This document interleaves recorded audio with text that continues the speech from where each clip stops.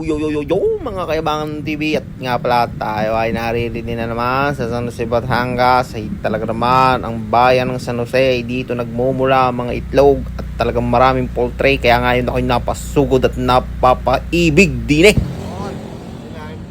Pagdinis sa San Jose, talaga naman. Anong tawag din eh, boss? Champene.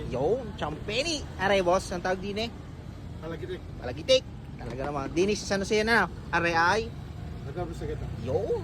Isa tayo din eh. Isa di tayo at ating titikman, ating titimusan. Malapit na malapit lang yan. Dinis sa Mahay. Saan na rin, brother? Halaka. Yan. Kita nyo ka. Talaga ang solid. Titikman natin na rin. Ay, tamo ka naman. Ay. Ano yan, the best. Ano yung palagitik? Yan. The best daw mas palagitik. Ititikmang ore. Yan. Hinilingan pa. Yo. Para pala yung palagitik. Mama. Yan. Yan. Ating titikman. Wait lang. Yo. Ating titikman. Nalalasahan. Boss, solid nga. Solid. Harap. Yan ang best seller. Ano yung pinagmamalaki ng San Jose, Batangas, ano? Higa nga mo. Dini sa may lugan. Yan. May kalakabang. May kalakabang. Talagang ay solid. Tara. Boss yan, pang merenda mo. Thank you. Malamig pa yan. Boss, okay, ingat. Talagang aryang adobo sa gata ay titik. Yung kanina pinatikim ako ng palagitik.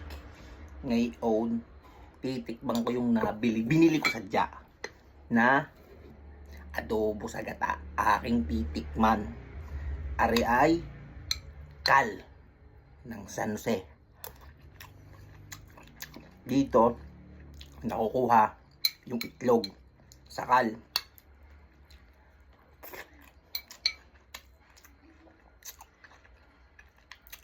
Solid. Yung buto, humihiwalay na agad sa lasa. Pero solid talaga.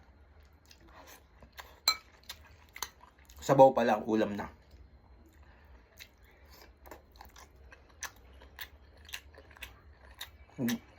Hindi ka magsisisi.